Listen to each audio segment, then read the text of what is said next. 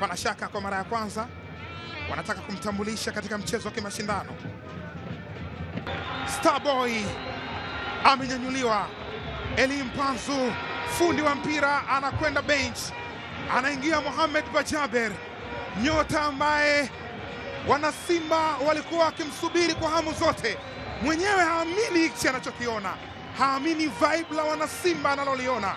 Klabu alizocheza zote kwenye historia ya karia yake ya football, mashabiki wa Simba wanamshangilia kwa nguvu zote. Ni Starboy kutoka Kenya. Je, nini ambacho atakifanya akiwa na miamba hii? Tunasubiri kuona majibu yake kutoka katika miguu yake. Mohamed Bajaber, moja ya viungo wa ushambuliaji bora kabisa. Stephen Dese Mukwala amepita. Dese Mukwala bado yuko na mpira na nikaonesha katika nafasi. Bajaber!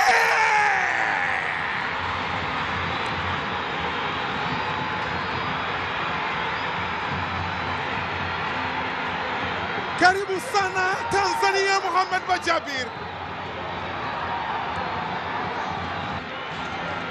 Kuna utamu wa goli la Simba, alafu kuna utamu wa goli la Mohamed Bajaber. Ni Starboy, mpira wake wa kwanza anaweka kambani. Pengine hii ni rekodi kwa klabu ya Simba, ni rekodi labda katika historia ya kandanda ulimwenguni kote. Mchezaji mpya kwenye klabu, mchezo wake wa kwanza, mpira wa kwanza pale alijiandaa.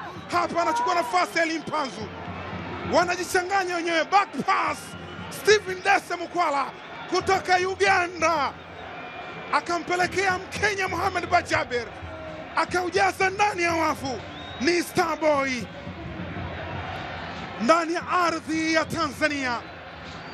Inatengenezwa combination triangle ya Afrika Mashariki.